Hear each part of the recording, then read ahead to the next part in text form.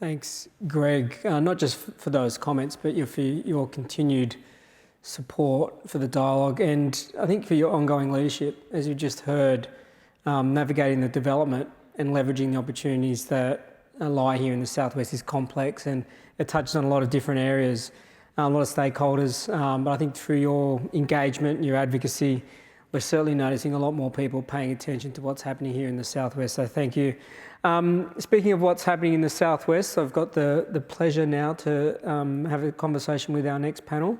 Beyond Boundaries, Shaping Macarthur's Future, and as Greg just mentioned, working together rather than against each other can certainly produce some good outcomes, and these councils are living, breathing examples of that. Please welcome to the stage Andrew Carfield, the General Manager of Camden Council, Kate Stairs, Executive Manager, City Positioning at Campbelltown City Council, and Ben Taylor, the CEO of Wollondilly Shire Council. Please give them a hand.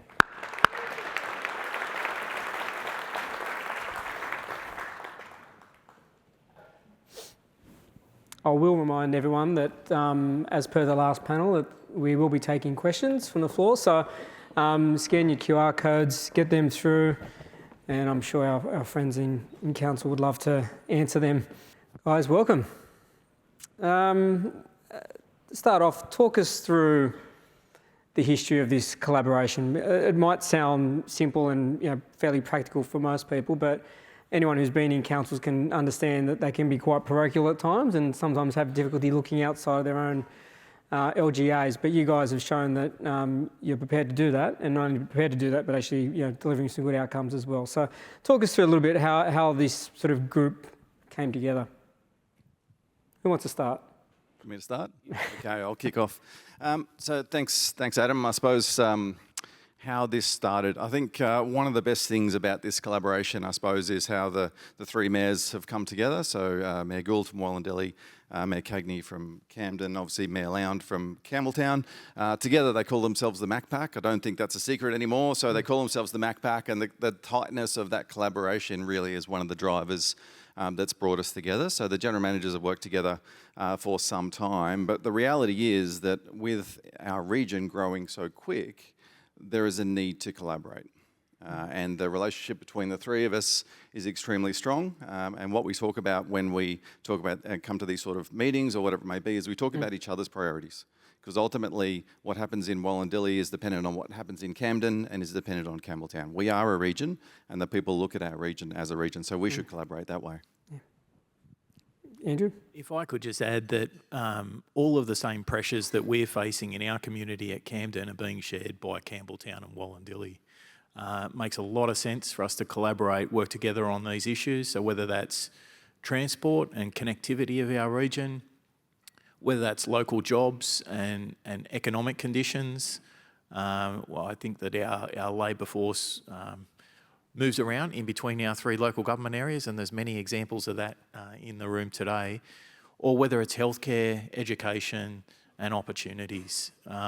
So we do work very well together, and I think that's a strategic advantage. Okay. I also think it's important to point out that the Macarthur region is not the only collaboration that we lean into, and that we as members of the Parks Councils also utilise that relationship where it best benefits our region, and also other collaborations with our neighbouring councils, with the Illawarra and Wingecarribee, for example. All of those council areas experience different pressures that we can collaborate with to identify solutions to those problems and lean into those different alliances where we best need to. But the strongest collaboration for us is definitely within our region, within Macarthur. Obviously, it helps to have a fairly shared geography where you guys are. That's not new. What has sort of given where we're at today? What's been the imperative to make it work now? This is a fairly new approach, something that we haven't really seen a lot of in local government, and particularly in the southwest. What's important? Why this collaboration works right now? I think probably it's the scale of the growth, and also obviously the introduction of the Western Sydney Airport. So the airport's due to open next year. I think 12 million visitors by 2030 is the numbers that are expected to go through their doors. And we want to make the most of that opportunity for our people and our residents. One of the things I suppose for you to know about Wollondilly is Wollondilly has for some time been largely rural living.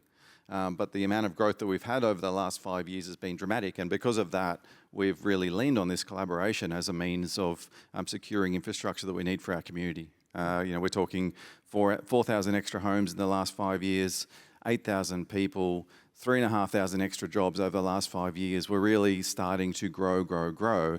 And because of that, the collaboration with our partners and the need for infrastructure is also getting more and more pressing and more urgent. So for us, that means we can't just look internally anymore. We need to look externally, lift our presence, and also build stronger partnerships with our neighbours who also rely on us to actually work together and achieve great things for their communities. Yeah. And we find most of the patterns of behaviour that our communities adopt, things like our car dependency that is heavily entrenched in our region, we find that those pressures are shared between all of our communities. Their access to public transport is codependent on the centres within our region. For example, 70% of people that park at Campbelltown train station are not from Campbelltown LGA. They're coming from Camden LGA, from Wollondilly to access our train station. And not our train station as in Campbelltown, but it is for the region to access that. So we need to work together in order to communicate with government about that infrastructure that's required to support our growing region, so that those pressures are not exacerbated within Campbelltown, and our communities can have different options to change those unsustainable patterns of behaviour. And Adam, just on the critical aspect of timing, at the end of next year, the Prime Minister will open the new Western Sydney International Airport. That's a transformational piece of infrastructure for our region. And it's one that our councils are working together on to ensure that we get the benefits from that in terms of jobs and economic activity, as well as what that means for the growth across our region. So we're obviously growing very quickly in Camden, but our neighbours are growing as well, and we want to make sure that that growth is sustainable, that we're able to sustain good lifestyles for our communities and good opportunities in terms of education, in terms of employment. Yeah. All three of you have mentioned the airport as a catalyst for opportunity, and all three of you have been quite loud in amplifying the need for a metro line that connects the airport down to Macarthur. Why is it so important for you guys? What have been the sort of driving forces behind that piece of infrastructure? Sure. It's not just the connection to Western Sydney Airport, although that's critically important that our communities have the ability to access those jobs and those travel opportunities from Western Sydney Airport. But if we refocus that and reorient our attention on the back road, if you like, for those people to be able to access Campbelltown Centre via public transport, that then enables our city centre in Campbelltown to liberate some of those lands that Campbelltown Council currently own that are at-grade car parks at the moment. We've got 30,000 square metres of at-grade car park that are not used for good economic purposes. If we're able to get people to Campbelltown via public transport, they're not driving their car and parking there. We're able to liberate those lands, develop those lands, create a vibrant city centre that is a place for people and not for parking.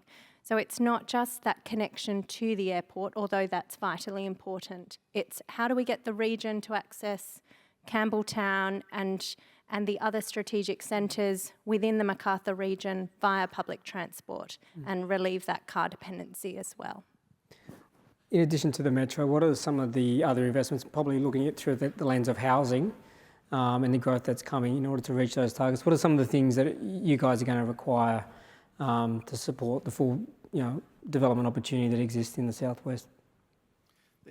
The bare minimum we could start with. So the essential infrastructure, as they say. So for Wollondilly, we have two major growth areas, Wilton and Appin. Both of those are reliant on water and wastewater. We haven't yet got the commitment we need to the water and wastewater for those communities to enable them to actually grow. So I think we've got in the order of 32,000 homes already rezoned that are being held back largely by water and wastewater infrastructure together with transport infrastructure. So they're the bare minimum essential infrastructure needs that we need to see for our region as it grows. I just wanted to add as well, if you don't mind, Adam, to Kate's comment. I think in terms of the Macarthur Metro, one of the key reasons there is not only connecting the west to the west, so it's actually delivery of the full north-south rail connection, which is a priority of the parks from Campbelltown all the way through Narelle and Oran Park up to Bradfield and then on to Tallawong. But it's also the workers that we also provide to the airport and to Bradfield. So without that Macarthur Metro, you won't actually have the connection for the people from Camden, from Campbelltown and from Wollondilly to work in Bradfield, and Bradfield itself actually might be held back because of that.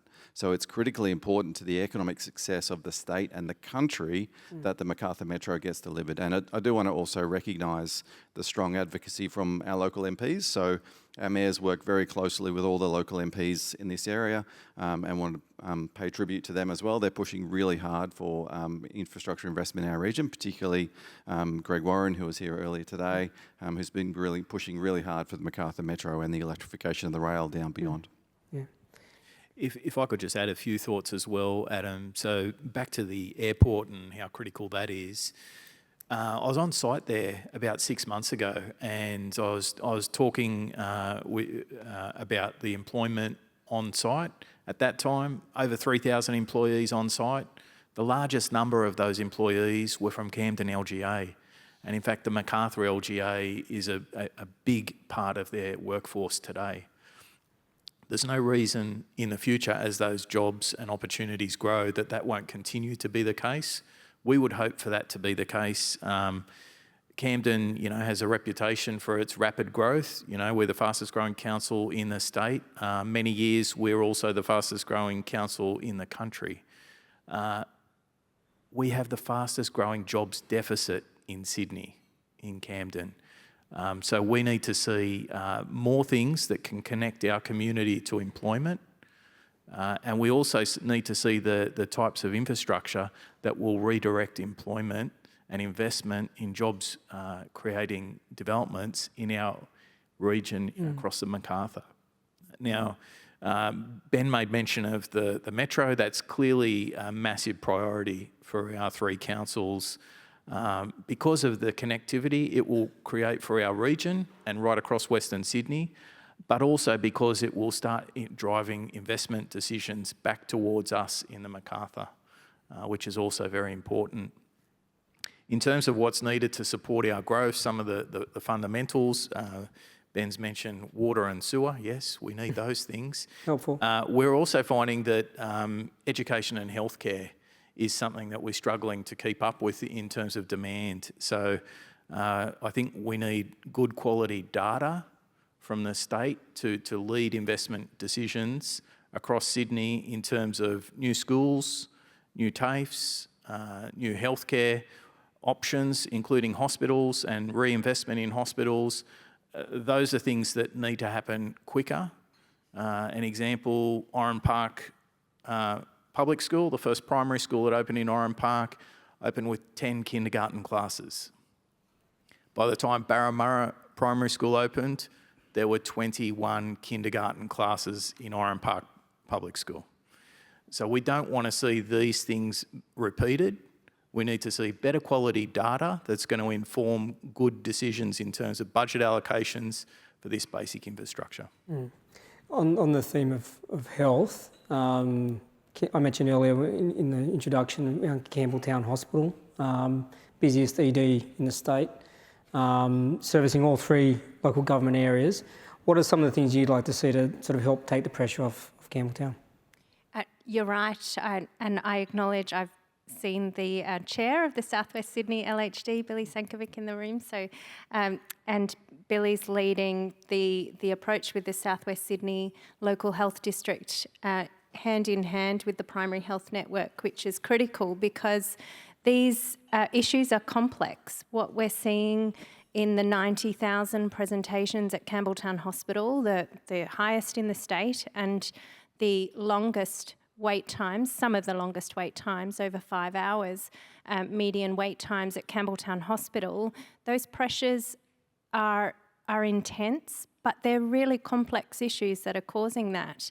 What we're hearing from the LHD is that the people that are presenting to Campbelltown Hospital have a higher complexity of need, and they're sicker than what you see elsewhere. So it takes a long time to address these people's needs and resolve their issues. So we're working through groups like the CHEP, the Campbelltown Health and Education Precinct, to work through how some of those medical specialty shortages can be resolved, how we can work hand in hand to deliver some integrated community health hubs in a networked approach within the region, so that we're not having the complexity and the seriousness of these issues presenting at the ED, that some of these issues are being resolved in the community at an earlier stage to try and resolve some of these pressures for the region. I think as well, Adam, I mean, the reality is with the pressure already on Campbelltown and more than 100,000 people moving in south of Campbelltown over the next 15, 20 years, I'm sorry to say the Campbelltown Hospital is not going to be able to cope. So what we're also looking for is for the health district to work with us as local government to plan for the future of health services in our region. Okay, we're fastest growing council in the country. I'm going to hold that one for you, Andrew. You're going to take the country. The fastest growing region in the state. We need to actually think forward on health services planning and beyond integrated healthcare hubs to new hospitals. We have opportunities right now with Greenfield. So Wilton presents an opportunity right now with Greenfield that is sitting there as a paddock right now that we could actually reserve for a future hospital.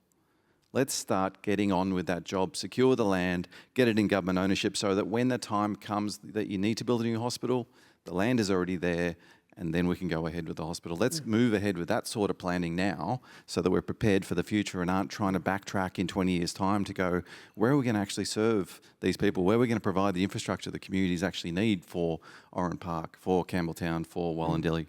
Because we can't keep going to the Wollongong hospitals, we can't keep going to Bowral, we can't keep going to Campbelltown forevermore because those hospitals are too much under stress already. Yeah. Obviously, there's a lot of common ground that you've established and you're out there campaigning and being quite sort of vocal in terms of your advocacy, which is great. Take us behind the curtain or the boardroom. Your mayors sitting in a room where there's a difference of opinions on projects, and how do you navigate sort of some of the challenges that come with not agreeing on certain things? Because it can't always be as rosy and positive as you're making it out to be. And it sounds really great, but there's going to be times where things aren't always aligned. How do you navigate those challenges? We could never reveal those state secrets, Adam. What are you talking about? Second time today it's happened. There's a whole lot of laughter is what I'd say to you. There is a whole lot of laughter. So all we see between Darcy, Matt and Ashley is laughter. They have a lot of fun together, and I think that's the main thing. They formed a really strong bond, a strong relationship, and so where there is difference of agreement, they push through it because they actually like each other and they get on really well. So I don't know if the two of you want to share anything more, but... I'm not going to share the state secrets, don't worry about that, Ben, but I'd like to share that we do, there are things that arise that we think the community might benefit from that might be in different parts of the region. For example, the Wollondilly Performing Arts Centre, for example, a fabulous facility, not in Campbelltown LGA, but provided in Wollondilly, and that coming online has caused us to think about the Campbelltown Arts Centre redevelopment, how we might be able to tweak some of that, the specifications there, and make sure that we're complementing what else is being provided in the region. We're not here to compete with each other. Our community wants to utilise all of the services that can be accessed throughout the region. So I think it's important to identify those differences and be able to complement the offer so that our community that don't technically see those boundaries can enjoy all of what the region has to offer. Good answer. And you give too much away unless Andrew wants to. I'm not going to give away any state secrets, but I don't actually think it's that hard of an ask for our mayors to work well together because they're not competing with each other.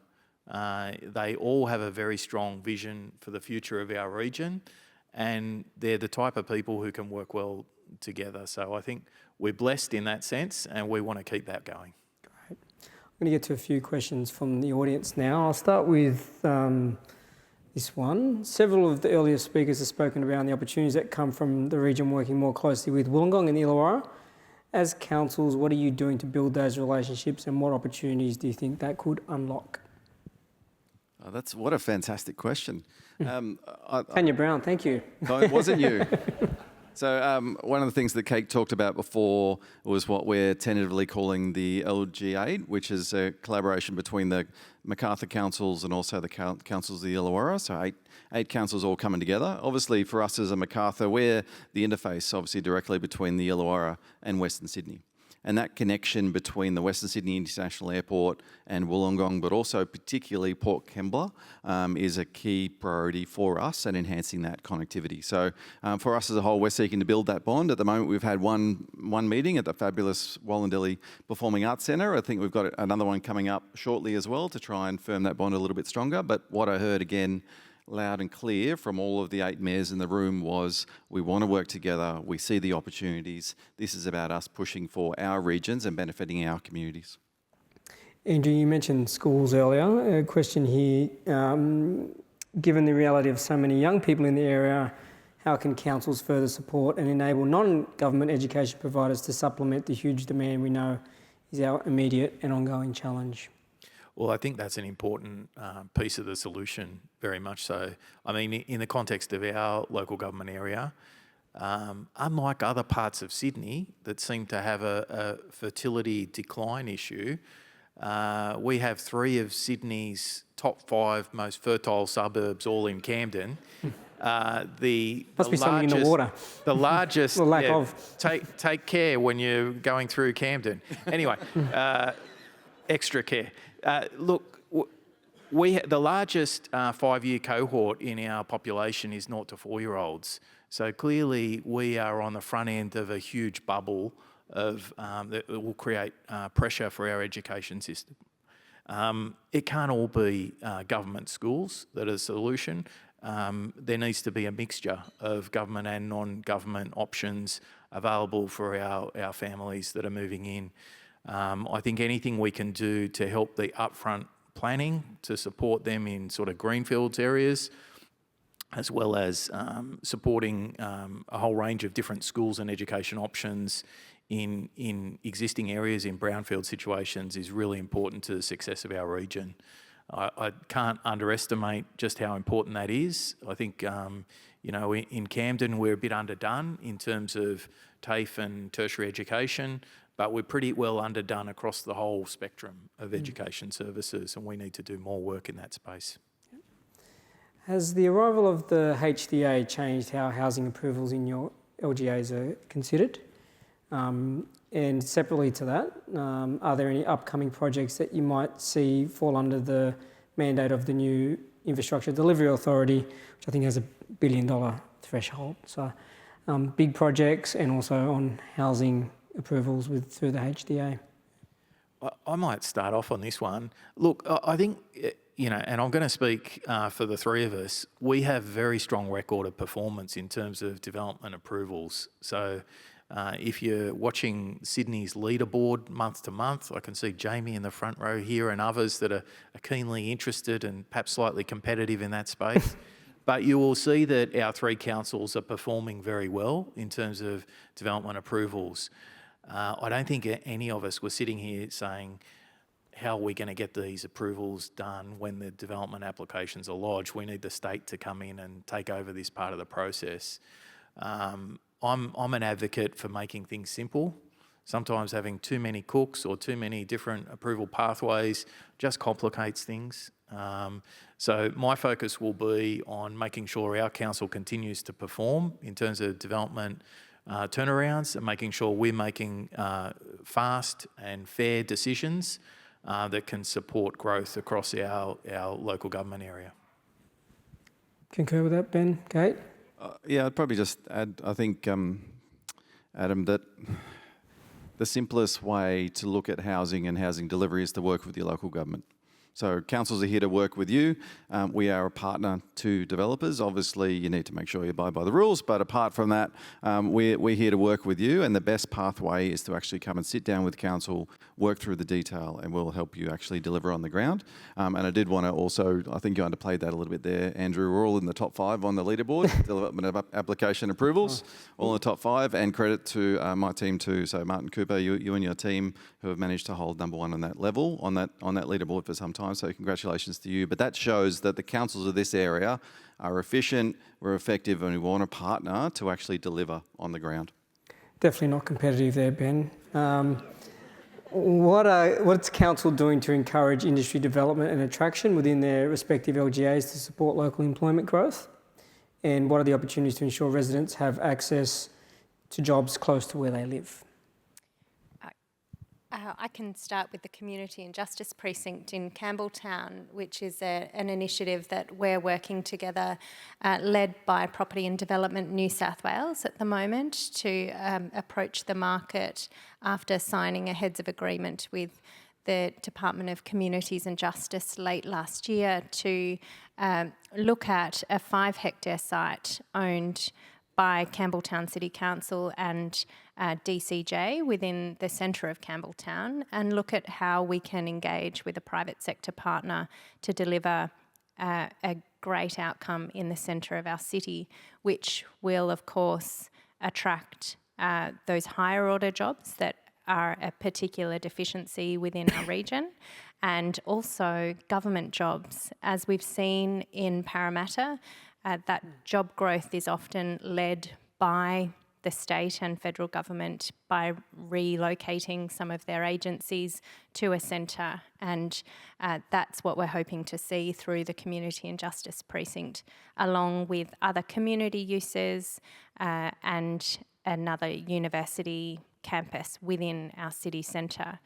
That will kickstart the revitalisation of our city centre and that hive of activity that you'll see around that. That also plays into our city centre planning proposal that we're currently underway to deliver on the vision that our community set in reimagining Campbelltown through our city centre master plan. And we're now developing the regulatory controls in order to realise that vision and increase the density within our city centre around the train station as well. So that will initiate that job growth within Campbelltown Centre. Ben, where are the jobs in Wollondilly? Well, Future jobs. I suppose, first of all, the initiative that Kate just talked about, I mean, that's why we work together, right? So Campbelltown is our regional city. It is the place where our people go for work. So it's those sort of initiatives that we work together on, and we want to support them in seeing that delivered. So that's of key benefit to us. Beyond, then probably the 3 key major opportunities within Wollondilly would be with Wilton itself. So Wilton was developed based on 1 job for every home.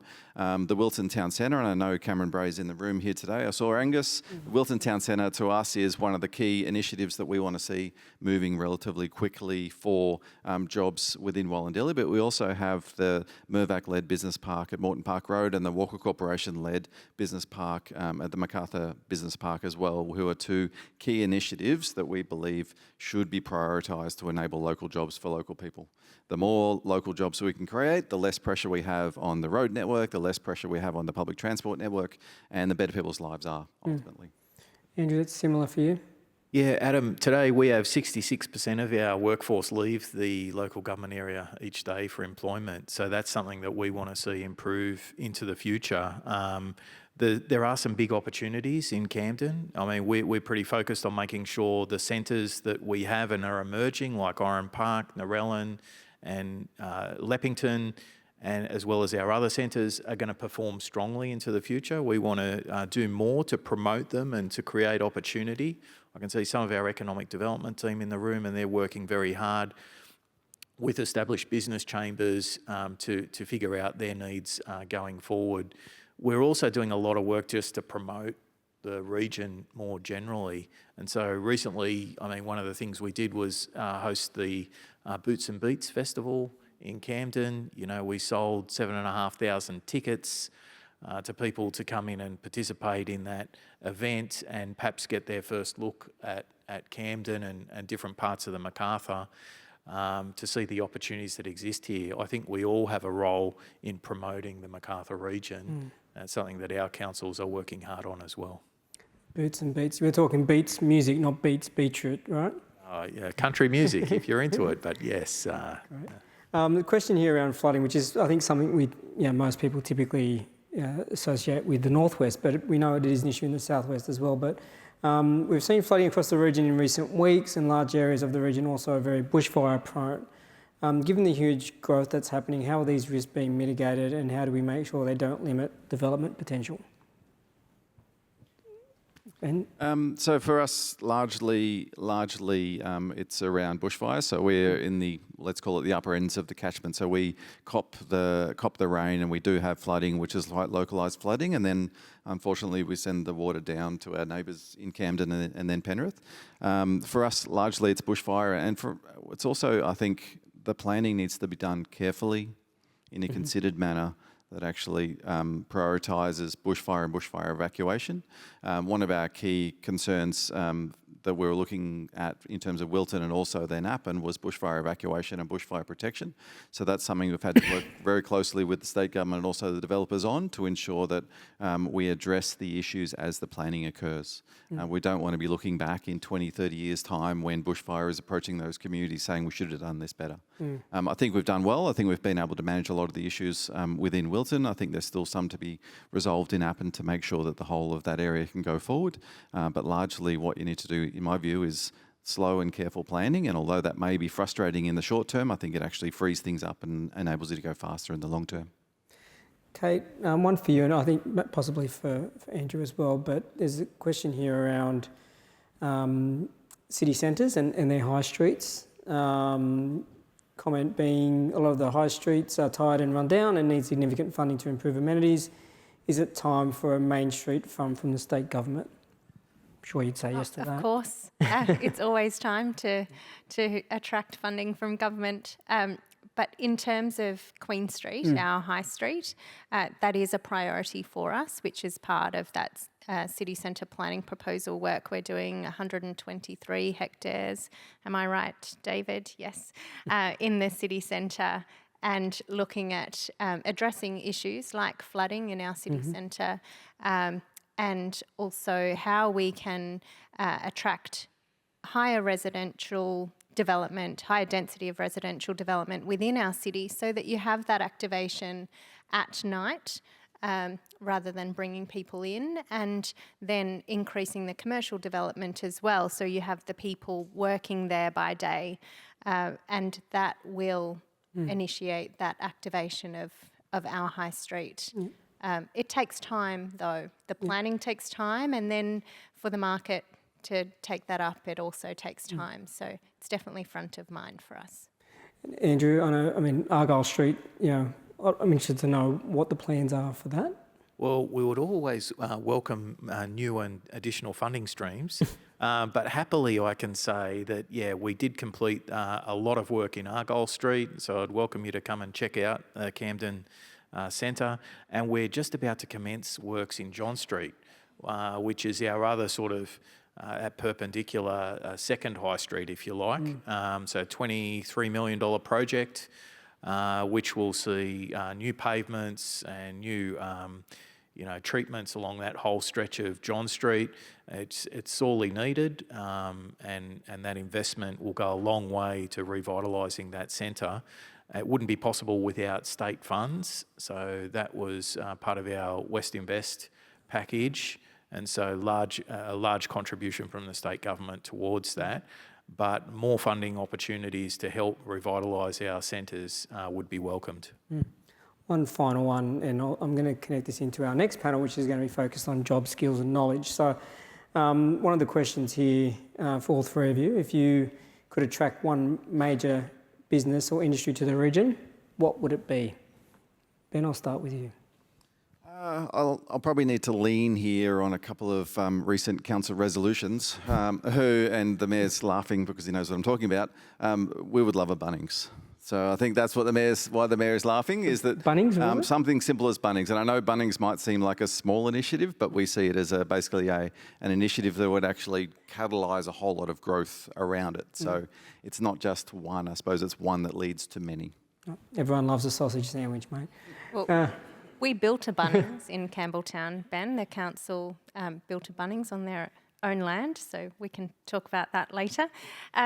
For Campbelltown, I'd have to say something in our health and education space, particularly those key specialists that we're missing in our hospitals, those emergency doctors and the physicians there that we're missing, but also for our community and justice precinct, looking to attract those types of business and those related enterprises that people travel into the city to access work for, and the government jobs as well in those spaces would be key for Campbelltown.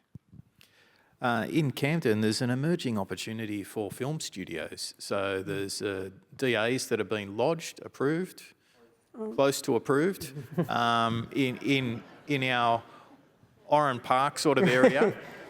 Bring your rubber stamp with you. But they won't happen without the support of the state government. So there is a little bit of a competitive play at the moment across New South Wales, including other parts of Sydney, and I think Coffs Harbour are in the mix as well. And it seems like there will be some assistance from the state to make a film studio happen, and we would hope that that's coming to the Macarthur. Well, guys, I think we're out of time. The MacPack, obviously, I think we can all see there's a lot of goodwill, a lot of purpose and a lot of spirit with what you do. So thanks for your approach to getting things done. And ladies and gentlemen, please thank Ben, Kate and Andrew.